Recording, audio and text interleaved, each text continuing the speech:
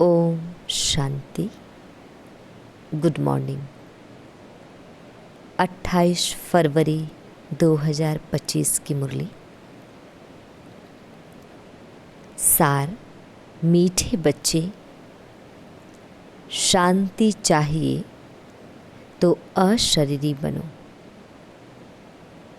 इस देहभान में आने से ही अशांति होती है, इसलिए अपने स्वधर्म में स्थित रहो।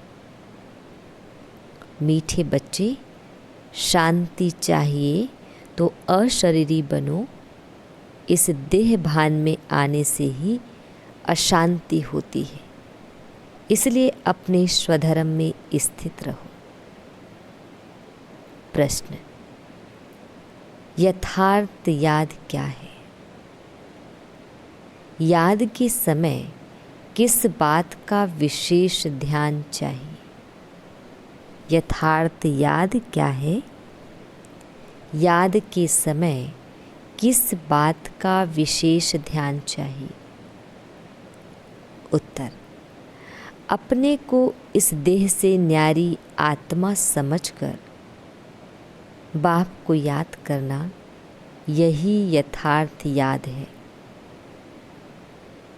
कोई भी देह याद न आए, यह ध्यान रखना जरूरी है।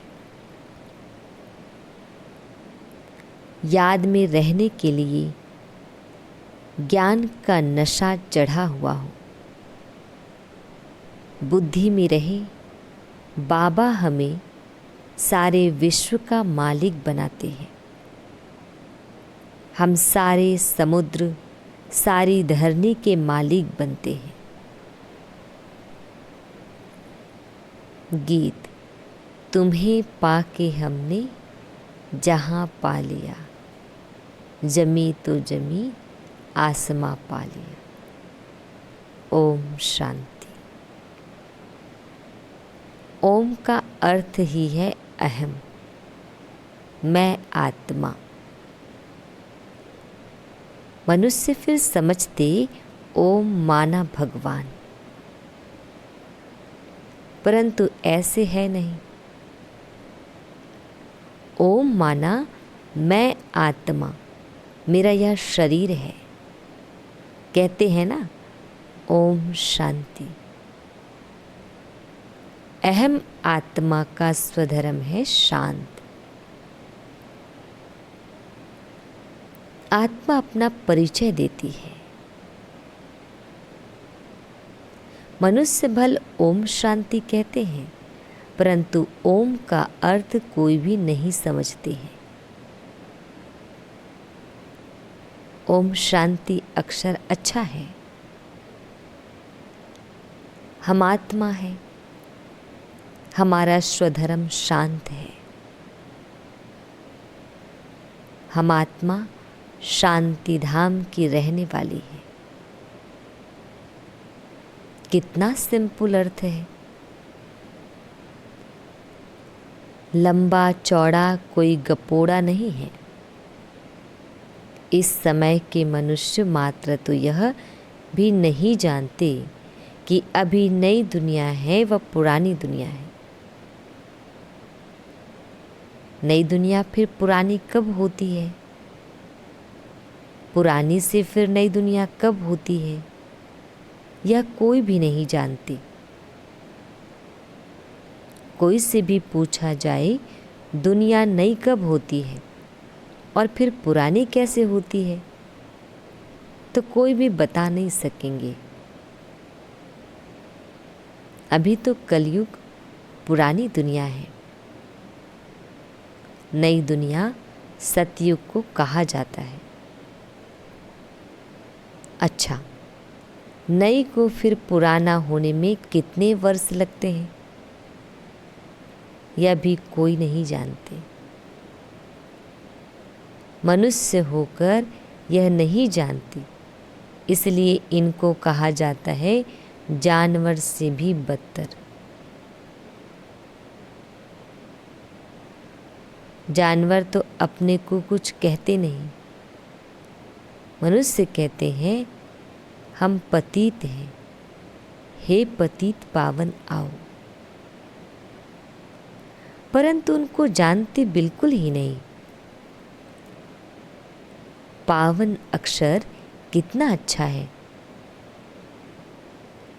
पावन दुनिया, स्वर्ग, नई दुनिया ही होगी। चित्र भी देवताओं के हैं, परंतु कोई भी समझते नहीं यह लक्ष्मी नारायण नई पावन दुनिया के मालिक है। यह सब बातें बेहद का बाप ही बैठ बच्चों को समझाते हैं। नई दुनिया स्वर्ग को कहा जाता है। देवताओं को कहेंगे स्वर्गवासी। अभी तो है पुरानी दुनिया, नरक। यहाँ मनुष्य है नरकवासी। कोई मरता है तो भी कहते हैं स्वर्गवासी हुआ, तो गोया यहाँ नरकवासी है ना। हिसाब से कह भी देंगे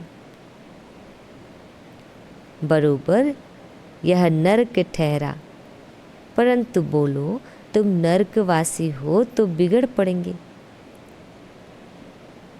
बाप समझाते हैं देखने में तो भल मनुष्य है, सूरत मनुष्य की है, परंतु सीरत बंदर जैसी है। यह भी गाया हुआ है ना। खुद भी मंदिरों में जाकर देवताओं के आगे गाते हैं आप सर्वगुण संपन्न, 16 कला संपूर्ण, संपूर्ण निर्विकारी। अपने लिए क्या कहेंगे? हम पापी नीच हैं। परंतु सीधा कहो कि तुम विकारी हो तो बिगड़ पड़ेंगे।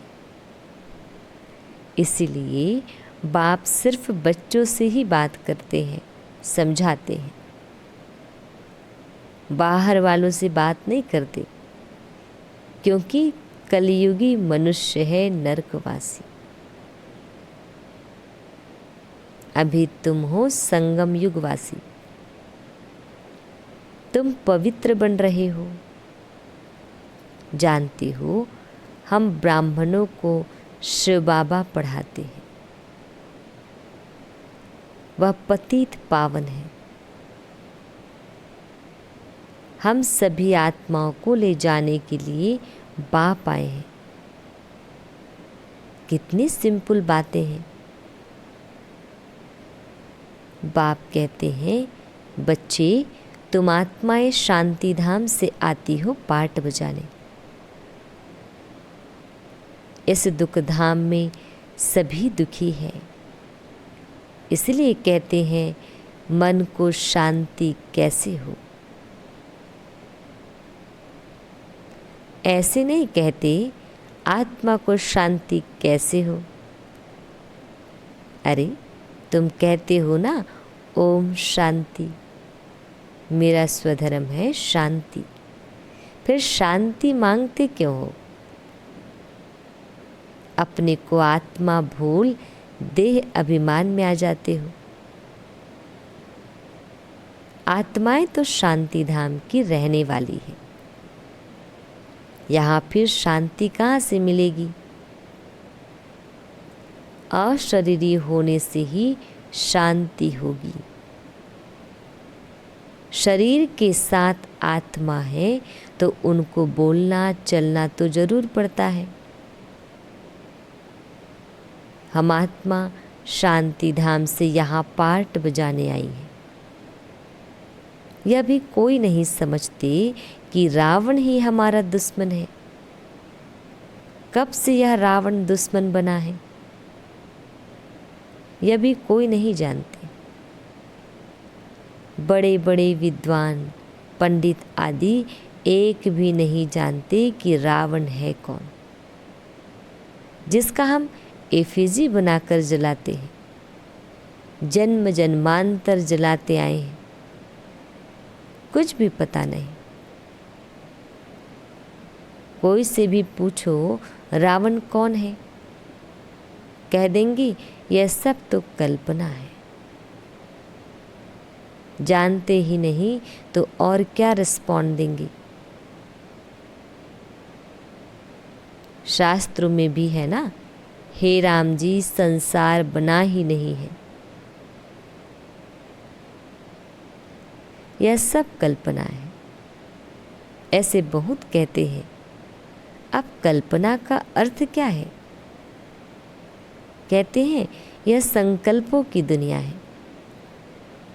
जो जैसा संकल्प करता है वह हो जाता है।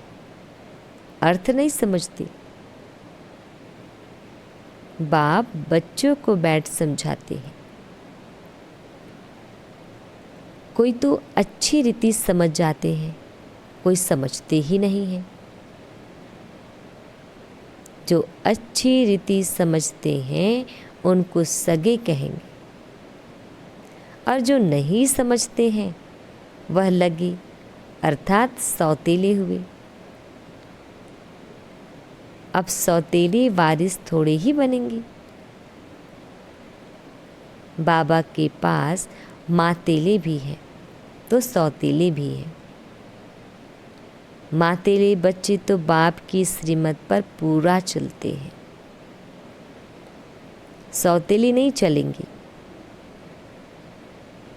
बाप कह देते हैं यह मेरी मत पर नहीं चलते, रावण की मत पर है। राम और रावण 2 अक्षर है। राम राज्य और रावण राज्य। अभी है संगम।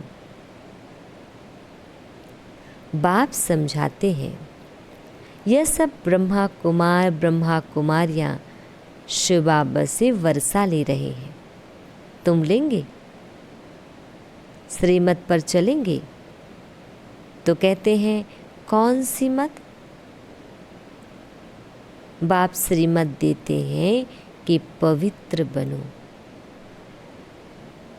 कहते हैं हम पवित्र रहें, फिर पति न माने तो मैं किसकी मानूं? वह तो हमारा पति परमेश्वर है, क्योंकि भारत में यह सिखलाया जाता है कि पति तुम्हारा गुरु ईश्वर आदि सब कुछ है। परंतु ऐसा कोई समझते नहीं है। उस समय हाँ कर देते हैं, मानते कुछ भी नहीं है। फिर भी गुरुओं के पास मंदिरों में जाते रहते हैं। पति कहते हैं तुम बाहर मत जाओ, हम राम की मूर्ति तुमको घर में रख कर देते हैं। फिर तुम अयोध्या आदि में क्यों भटकती हो? तो मानती नहीं। यह है भक्ति मार्ग के धक्के। वह जरूर खाएंगे, कभी मानेंगे नहीं। समझते हैं वह तो उनका मंदिर है। अरे तुमको याद राम को करना है कि मंदिर को? परंतु समझते नहीं। तो बाप समझाते हैं भक्ति मार्ग में कहते भी हो हे भगवान आकर हमारी सद्गति करो, क्योंकि वह एक ही सर्व का सद्गति दाता है। अच्छा, वह कब आते हैं यह भी कोई नहीं जानते। बाप समझाते हैं रावण ही तुम्हारा दुश्मन है। रावण का तो वंड्र है जो जलाते ही आते हैं लेकिन मरता ही नहीं है। रावण क्या चीज है यह कोई भी नहीं जानते। अभी तुम बच्चे जानते हो हमको बेहद के बाप से वर्षा मिलता है। शिव जयंती भी मनाते हैं, परंतु शिव को कोई भी जानते नहीं है। गवर्नमेंट को भी तुम समझाते हो। शिव तो भगवान है, वही कल्प कल्प आकर भारत को नरकवासी से स्वर्गवासी बेगर से प्रिंस बनाते हैं, पतित को पावन बनाते हैं। वही सर्व के सद्गति दाता है। इस समय सभी मनुष्य मात्र यहाँ हैं। क्राइस्ट की आत्मा भी कोई न कोई जन्म में यहाँ है। वापिस कोई भी जा नहीं सकते। इन सब की सद्गति करने वाला एक ही बड़ा बाप है। वह आते भी भारत में है, इसलिए शिवरात्रि और शिवलिंग सबसे ज़्यादा भारत में है। वास्तव में भक्ति भी उनकी करनी चाहिए जो सद्गति देते हैं। वह निराकार बाप यहाँ तो है नहीं। उनको हमेशा ऊपर समझकर याद करते हैं। कृष्ण को ऊपर नहीं समझेंगे और सभी को यहाँ नीचे याद करेंगे। कृष्ण को भी यहाँ याद करेंगे। तुम बच्चों की है यथार्थ याद। तुम अपने को इस देह से न्यारा आत्मा समझकर बाप को याद करते हो।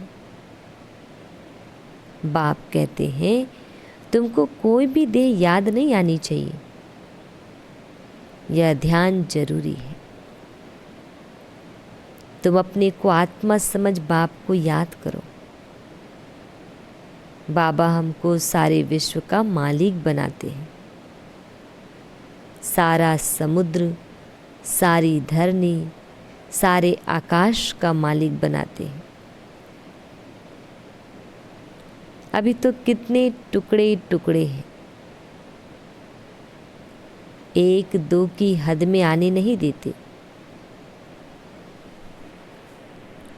वहाँ यहाँ बातें होती नहीं। भगवान तो एक बाप ही है। ऐसे नहीं कि सभी बाप ही बाप हैं। कहते भी हैं हिंदू चीनी भाई भाई, हिंदू मुस्लिम भाई भाई, परंतु अर्थ नहीं समझते हैं। ऐसे कभी नहीं कहेंगे हिंदू मुस्लिम बहन भाई, नहीं। आत्माएं आपस में सब भाई भाई हैं, परंतु इस बात को जानते नहीं हैं। शास्त्र आदि सुनते सत्य सत्य करते रहते हैं, अर्थ कुछ नहीं। वास्तव में है असत्य, झूठ। सचखंड में सच ही सच बोलते हैं, यहाँ झूठ ही झूठ है। कोई को बोलो कि तुमने झूठ बोला तो बिगड़ पड़ेंगे। तुम सच बताते हो तो भी कोई तो गाली देने लग पड़ेंगे। अब बाप को तो तुम ब्राह्मण ही जानते हो। तुम बच्चे अभी दैवी गुण धारण करते हो। तुम जानते हो अभी 5 तत्व भी तमो प्रधान है। आजकल मनुष्य भूतों की पूजा भी करते हैं। भूतों की ही याद रहती है। बाप कहते हैं अपने को आत्मा समझ माँ में कम याद करो। भूतों को मत याद करो। भूत अर्थात 5 तत्व से बना शरीर, अर्थात किसी व्यक्ति को। गृहस्थ व्यवहार में रहते हुए बुद्धि का योग बाप के साथ लगाओ। अब देही अभिमानी बनना है। जितना बाप को याद करेंगे तो विक्रम विनाश होंगे। ज्ञान का तीसरा नेत्र तुमको मिलता है। अभी तुमको विक्रमाजीत बनना है। वह है विक्रमाजीत संवत। यह है विक्रमी संवत। तुम योग बल से विक्रमों पर जीत पाते हो। भारत का योग तो मशहूर है, मनुष्य जानते नहीं है। सन्यासी लोग बाहर में जाकर कहते हैं कि हम भारत का योग सिखलाने आए हैं। उनको तो पता नहीं यह तो हठ योगी है।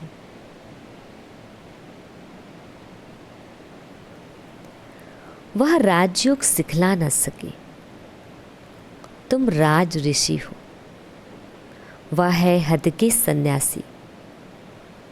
तुम हो बेहद के सन्यासी। बेहद के सन्यासी अर्थात बुद्धि से सब कुछ से डिटैच होना, सब कुछ छोड़ना। रात दिन का फर्क है। तुम ब्राह्मणों के सिवाय और कोई भी राजयोग सिखला ना सके। यह है नई बातें, नया कोई समझ ना सके, इसलिए नए को कभी अलाउ नहीं किया जाता है। यह इंद्र सभा है ना। इस समय है सब पत्थर बुद्धि। सतयुग में तुम बनते हो पारस बुद्धि। अभी है संगम। पत्थर से पारस सिवाय बाप के कोई बना ना सके। तुम यहाँ आए हो पारस बुद्धि बनने के लिए।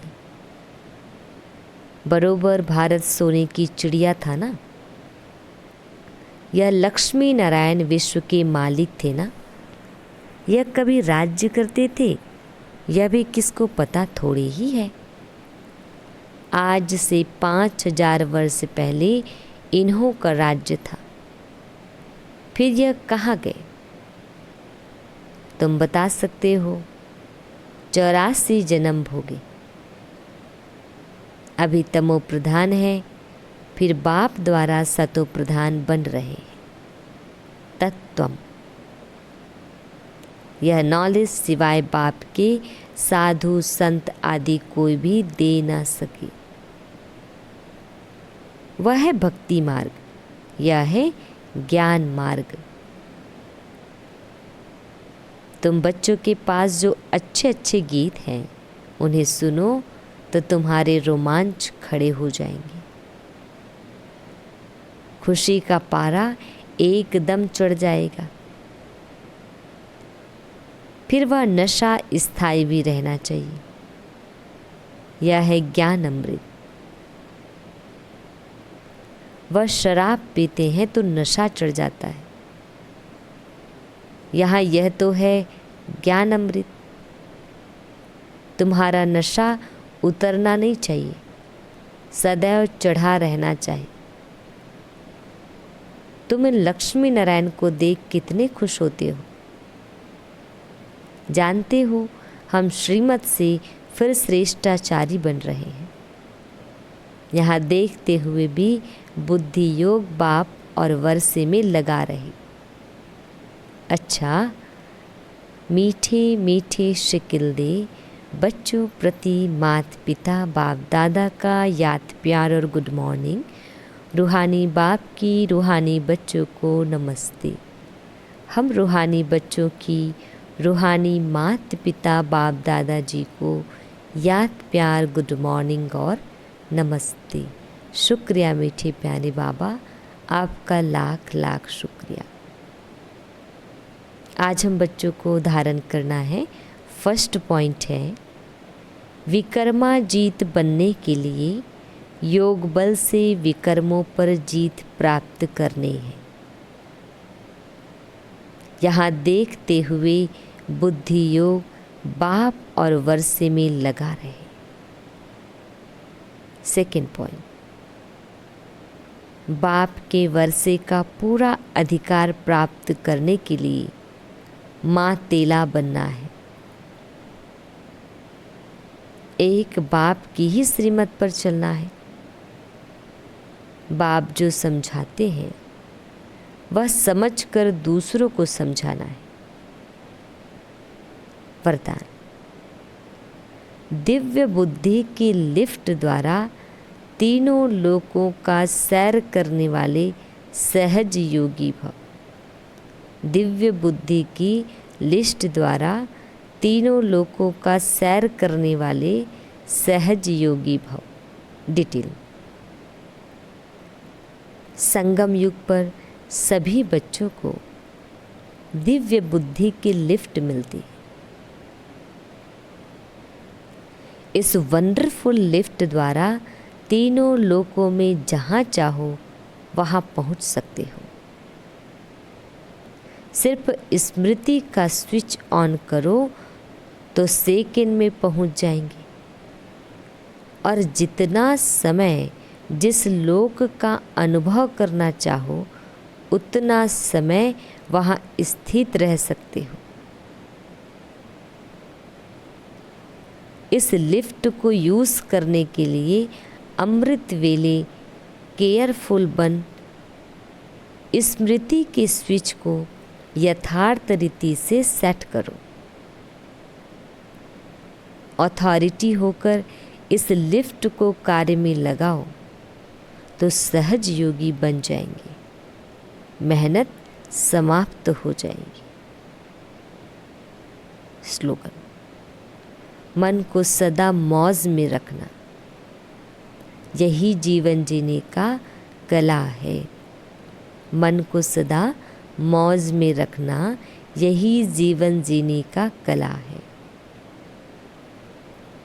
अव्यक्त इशारे: एकांत प्रिय बनो, एकता और एकाग्रता को अपनाओ। डिटेल: एकांतवासी का डबल अर्थ है, सिर्फ बाहर की एकांत नहीं, लेकिन एक के अंत में खो जाना एकांत। नहीं तो सिर्फ बाहर की एकांत होगी तो बोर हो जाएंगे, कहेंगे पता नहीं दिन कैसे बीतेगा। लेकिन एक बाप के अंत में खो जाओ, जैसे सागर के तले में चले जाते हैं तो कितना खजाना मिलता है, ऐसे एक के अंत में चले जाओ, अर्थात बाप से जो प्राप्तियां हुई है उसमें खो जाओ। अच्छा, ओम शांति।